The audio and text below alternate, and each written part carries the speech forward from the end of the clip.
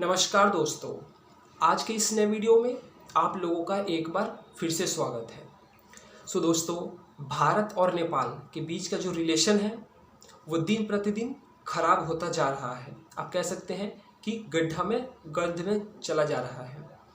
और ऐसा क्यों हो रहा है, तो इसके पीछे के सबसे बड़े जो आप कह सकते हैं कि जिनका इसमें हाथ है वो है पीएम केपी ओली, नेपाल के पीएम केपी ओली। दोस्तों, उनके तरफ से आप कह सकते हैं कि ऑन एन एवरेज हर दिन कोई ना कोई एंटी इंडियन स्टेटमेंट आते ही आते हैं और वो अपने लोगों के बीच में एंटी इंडियन सेंटिमेंट को काफ़ी ज़्यादा हवा दे रहे हैं, बढ़ावा दे रहे हैं, ताकि जो हमारे और नेपाल के लोगों के बीच में जो पीपल टू पीपल कॉन्टैक्ट है काफ़ी पुराने टाइम से, उसको ख़राब किया जाए, उसको डैमेज किया जाए। और दोस्तों, वो ऐसा क्यों कर रहे हैं आप सभी को पता है। वो ऐसा चाइना के प्रभाव में आने की बात कर रहे हैं, क्योंकि दोस्तों इस वक्त नेपाल में अगर नेपाल की सरकार अगर कोई स्टेप ले रही है या केपी ओली अगर कुछ स्टेटमेंट दे रहे हैं तो वो नेपाल चाइना के प्रभाव में आकर ही दे रहे हैं। उनका चाइना का प्रभाव अब इतना ज़्यादा बढ़ चुका है कि अब वहाँ पे सब कुछ चाइना के इशारों पर हो रहा है। दोस्तों, आज के इस वीडियो में हम कौन से स्टेटमेंट की बात करेंगे उसको हम बाद में जानेंगे, लेकिन दोस्तों उससे पहले हम जानते हैं कि अब तक उन्होंने कितने ऐसे एंटी इंडियन स्टेटमेंट दिए हैं। दोस्तों, लिस्ट बहुत लंबी है, बट हम उसमें से कुछ जो इम्पोर्टेंट है आप कह सकते हैं कि दो चार हम उसको मैं आपको बताना चाहता हूँ। दोस्तों, उन्होंने कहा था कि जो कोरोना वायरस है वो इंडियन वायरस से कम खतरनाक है, यानी कि Indian virus is more dangerous than the corona virus.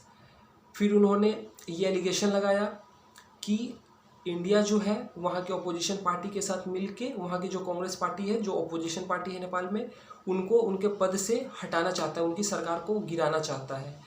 फिर उन्होंने जो लिपू लेक एरिया है उस डिस्प्यूट को खड़ा किया। उन्होंने कहा कि इंडिया इसको गैर कानूनी तौर पर कब्जाया हुआ है, और इसके बाद वो अपने जो वहाँ पे गए उन्होंने कॉन्स्टिट्यूशन में संशोधन किया, बदलाव किया, और फिर वो नेपाल का एक नया मैप लेकर आए जिसमें कि उन्होंने लिपू लेक, काला पानी, लिम्पियोधरिया का जो एरिया है उसको अपने कंट्री में बताया कि ये नेपाल के टेरिटरी है। उसके बाद वो इन तीनों ही जगहों के जो आप कह सकते हैं कि वेदर बुलेटिन रिपोर्ट है उन्होंने वो जारी करना शुरू किया, ताकि वो इंडिया को एक संदेश दे सके कि देखो भाई ये हमारा है, ये रीजन हमारा है, ये नेपाल का टेरिटरी है, इसीलिए हम इसका वेदर बुलेटिन, वेदर रिपोर्ट दिखा रहे हैं।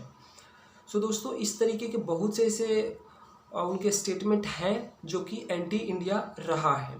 और दोस्तों, वो सब इसलिए कर रहे हैं क्योंकि जैसा कि मैंने आपको बताया कि चाइना के प्रभाव में वो कर रहे हैं। अब दोस्तों, आज के इस वीडियो का कौन सा वो स्टेटमेंट है जिसकी वजह से आज का ये वीडियो मैं बना रहा हूँ, आप लोगों के साथ शेयर कर रहा हूँ। तो दोस्तों, उन्होंने ऐसा कहा है कि जो अयोध्या है वो भारत में नहीं बल्कि नेपाल में है। दोस्तों, उन्होंने आगे इसमें और भी बहुत कुछ कहा है। अगर आप लोग सुनिएगा तो आप लोगों के मन में यही आएगा कि ये कोई एक पागल व्यक्ति ही कह सकता है कि अयोध्या जो है वो भारत में नहीं नेपाल में है। और दूसरी बात, उनके इस स्टेटमेंट को आप कह सकते हैं, आप इसको कॉमेडी मानिए, उनका पागलपन मानिए, उनकी बेवकूफ़ी को मानिए, ना समझ, जो भी आप कह सकते हैं कि वो पागल है, ना समझ है।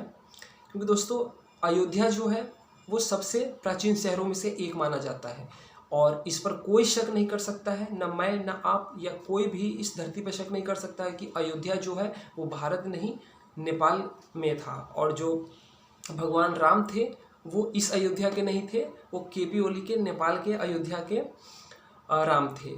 दोस्तों, ये उन्होंने कब कहा, तो दोस्तों वाल्मीकि रामायण को नेपाली भाषा में ट्रांसलेट करने वाले एक बहुत ही बड़े कवि हुआ करते थे नेपाल में, जिनका जन्म माना जाता है कि सन 1814 में हुआ था और उनकी मृत्यु हुई थी 1868 में। तो दोस्तों, उनका नाम क्या है, तो उनका नाम है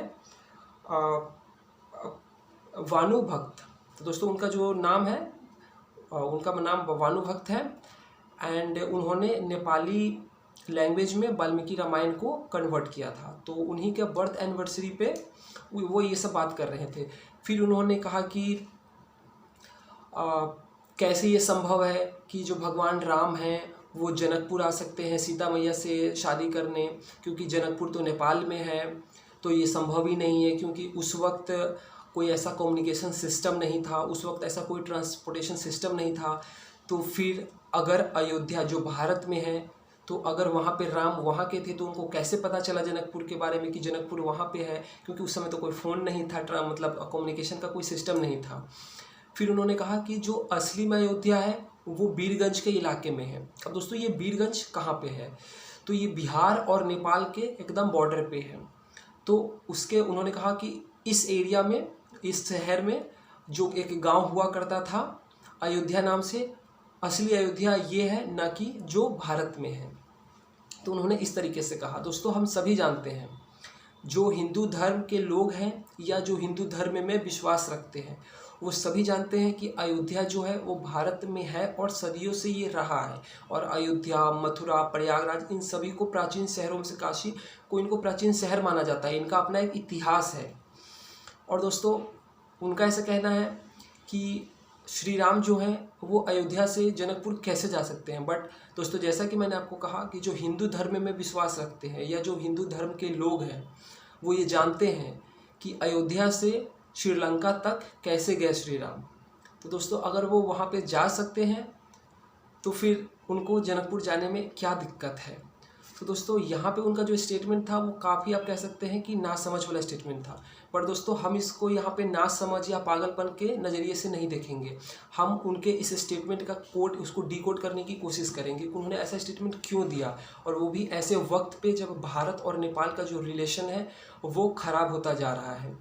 सो दोस्तों वो ऐसा चाहते हैं कि जो भारत और नेपाल का रिलेशन है वो पूरी तरीके से ख़राब हो जाए। और वो ऐसा सिर्फ इसलिए चाहते हैं क्योंकि ऐसा चाइना चाहता है। और चाइना को वो खुश करने के लिए भारत के साथ जो संबंध, जो काफ़ी पुराना संबंध है और काफ़ी अच्छा संबंध है, क्योंकि भारत और नेपाल के बीच में जो रिलेशन है उसको रोटी बेटी का रिश्ता कहा जाता है। क्योंकि दोस्तों मैं हर वीडियो में आपको ये बताया हूँ कि नेपाल के बहुत से लोग इंडिया में रहते हैं, यहाँ पे वो जॉब करते हैं, पैसे कमाते हैं। बहुत से जो इंडियन लोग हैं वो वहाँ पे काठमांडू में बिजनेस करते हैं, वहाँ पे रह रहे हैं। एंड दोस्तों मतलब इस देश के जो लोग हैं वहाँ के लोगों से मतलब मैरिज भी चलता है, पीपल टू पीपल कांटेक्ट है, इसीलिए रोटी बेटी का रिश्ता कहा जाता है। और दोस्तों यहाँ पे हमारे इंडिया में गोरखा रेजिमेंट है जिसमें कि नेपाली जो लोग हैं वो भारत की तरफ, इंडियन आर्मी में सर्व करते हैं। तो दोस्तों भारत और नेपाल का जो रिलेशन है वो काफ़ी अच्छा स्ट्रॉन्ग रिलेशन माना जाता है। और उसी रिलेशन को चाइना के इशारे पे, चाइना के कहने पे जो केपी ओली है वो ख़राब करना चाहते हैं। अब दोस्तों एक बात आपको यहाँ पे और जानना होगा कि जब कभी किसी लीडर को ये लगता है कि हमारी जो कुर्सी है वो अब खिसकने वाली है, हमारी कुर्सी जो, हमारी जो सत्ता है वो जाने वाली है, तो वो ऐसे एक मुद्दे को उठाना चाहते हैं, एक ऐसे सेंटिमेंट को अपने लोगों के बीच में फैला देते हैं जिससे कि उनके विफलताओं को जो लोग हैं वो भूल जाए और फिर उस इशू पर ज़्यादा ध्यान दे जो वो चाहते हैं। अब दोस्तों आप देखिए, नेपाल में कोरोना वायरस फैल रहा है, वहाँ पे वो विफल हुए हैं। उनके ऊपर जो करप्शन के बहुत से चार्ज लगे हैं और मिस गवर्नेंस, मतलब कि वो जो नेपाल को संभाल रहे हैं वो ठीक से नहीं संभाल पा रहे हैं, उनका गवर्नेंस जो है और वो ठीक नहीं है। तो उनके ऊपर लोगों का प्रेशर है, अपोजिशन पार्टी का प्रेशर है, और इवन उनके खुद के पार्टी के अंदर दो फैक्शन है, प्रचंडा और इनका फैक्शन है। तो इंटरनली भी इनके ऊपर काफ़ी ज़्यादा प्रेशर है। तो इन सभी इशू से वो लोगों का ध्यान जो है वो हटाकर वो इस तरीके का एंटी इंडियन सेंटीमेंट नेपाल में फैला रहे हैं कि उनसे इन सभी मुद्दों पर वहाँ के जो लोग हैं वो कोई प्रश्न न करे, कोई क्वेश्चन न करे, और उनको एंटी इंडिया ये जो सेंटीमेंट फैला के उनको उसी में फंसा दें। सो दोस्तों उन्होंने जो ऐसा स्टेटमेंट दिया है, हम कह सकते हैं कि ऐसा कोई नासमझ बालक कह सकता है, बट वो नेपाल के पीएम है, वो इतने नासमझ नहीं हो सकते हैं कि उनको ये फ़र्क ना पता चले कि अयोध्या कहाँ पे है, श्री राम जा सकते हैं कि नहीं जा सकते हैं वहाँ पे।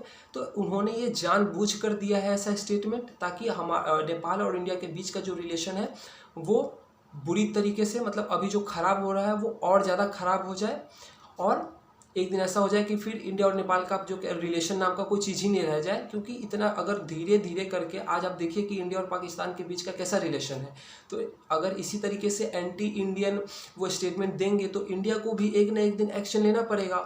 और वो इस तरीके के एंटी इंडियन जो सेंटीमेंट फैला रहे हैं नेपाली लोगों के बीच में, तो इससे क्या फ़र्क पड़ेगा? इससे यही होगा कि जो वहाँ के बुद्धिजीवी लोग हैं, जो भारत के साथ रिश्ते को पसंद करते हैं, वो भी एक दिन, क्योंकि वहाँ पे इतना ज़्यादा एंटी इंडियन सेंटीमेंट बढ़ चुका होगा कि जो पीपल टू पीपल कॉन्टैक्ट की हम बात कर रहे हैं, या जो भी बुद्धिजीवी लोग हैं जो कहते हैं कि पीपल टू पीपल कॉन्टैक्ट है, वो उसको भी ख़राब करना चाहते हैं, और इससे फिर टोटली जो रिलेशन है वो ख़त्म हो जाएगा, टूट जाएगा। और चाइना यही चाहता है, और जो केपी ओली है वो यही कर रहे हैं। तो दोस्तों उनका जो ये स्टेटमेंट है वो उन्होंने जानबूझ के दिया है, यहाँ पे उनके नासमझी का कोई सवाल ही नहीं है। और दोस्तों उनके इस स्टेटमेंट को खुद के जो उनके कॉम्पिटिटर प्रचंडा, उन्होंने कहा है कि ना ही ये डिप्लोमेटिकली सही है और ना ही ये पॉलिटिकली सही है। मतलब खुद उनके कंट्री के जो लीडर्स हैं उनके इस स्टेटमेंट को, बयान को कह रहे हैं कि ये किसी भी तरीके से सही नहीं है। और दोस्तों कोई भी ऐसा नहीं होगा, इवन नेपाल में भी जो लोग हैं वो इस बात को सपोर्ट नहीं कर रहे होंगे, क्योंकि वो भी भगवान राम में, माता सीता में विश्वास रखते हैं, इन सभी चीज़ों में विश्वास रखते हैं। तो वो इस बात को कैसे एक्सेप्ट कर लेंगे कि अयोध्या यहाँ नहीं है, वहाँ नहीं है, और केपी ओली क्या कह रहे हैं। क्योंकि केपी ओली को कितना जानकारी है नहीं है, इससे हमको बहस नहीं है, लेकिन वो गलत चीज़ को कैसे हम एक्सेप्ट कर सकते हैं कि वो कुछ भी कहें और हम एक्सेप्ट कर ले। या इवन जो नेपाल के लोग हैं जो हिंदू धर्म में विश्वास रखते हैं, भगवान राम को मानते हैं, माता सीता को मानते हैं, वो इनके इस बात पर नहीं मानेंगे। बट दोस्तों जिस तरीके से वो एंटी इंडियन सेंटीमेंट फैला रहे हैं, तो वो दिन दूर नहीं है कि फिर वहाँ के जितने भी लोग हैं वो एंटी इंडियन हो जाएंगे। अब दोस्तों यहाँ पे सवाल है कि भारत को क्या करना चाहिए। अब तक जितने भी उन्होंने एंटी स्टेटमेंट दिए हैं, भारत ने यहाँ पे एक सीनियर होने का रोल अदा किया है। बस इंडिया जो है इस वक्त वेट एंड वॉच पॉलिसी अपनाया हुआ है, यानी कि उनके किसी भी एंटी इंडियन स्टेटमेंट को भारत ने जवाब नहीं दिया है, सिवाय कि वो नए मैप को लेकर आए थे। उन्होंने कहा था कि ये नेपाल के एरिया है, उस पर इंडिया ने क्लेम कहा था कि ये क्लेम नेपाल का सही नहीं है। वो भी काफ़ी हम्बल तरीके से इंडिया ने कहा था, अग्रेसिव होकर नहीं कहा था। तो दोस्तों मैं आप लोगों से पूछना चाहता हूँ कि यहाँ पे इंडिया को क्या स्टेप अब लेना चाहिए, क्योंकि अब एक बहुत सारे एंटी इंडियन जो स्टेटमेंट है वो आ चुके हैं। तो दोस्तों यहाँ पे इंडियन गवर्नमेंट को ये भी ध्यान रखना है कि जो पीपल टू पीपल कॉन्टैक्ट है वो ना खराब हो जाए इंडिया के वेट एंड वॉच पॉलिसी के चक्कर में, कि इंडिया सिर्फ देखते रहे कि केपी ओली अब संभलेंगे, और केपी ओली वहाँ पे पूरा डैमेज कर चुके होंगे। एंटी इंडिया जो सेंटीमेंट है वो वहाँ पे काफ़ी ज़्यादा बढ़ चुका होगा। तो दोस्तों यहाँ पे अब इंडिया को क्या करना चाहिए, आप जरूर से जरूर कमेंट करके जरूर बताएं हमको कि इंडियन गवर्नमेंट को क्या हार्ड जो कड़े एक्शंस है वो लेने चाहिए कि नहीं लेने चाहिए। और दोस्तों यहाँ पे एक सवाल और उठता है कि इंडिया का एक फॉरेन पॉलिसी है जिसमें कहा जाता है नेबरहुड फर्स्ट, या कि जो हमारे पड़ोसी हैं वो पड़ोसी फर्स्ट, मतलब सबसे पहले हमारे पड़ोसी।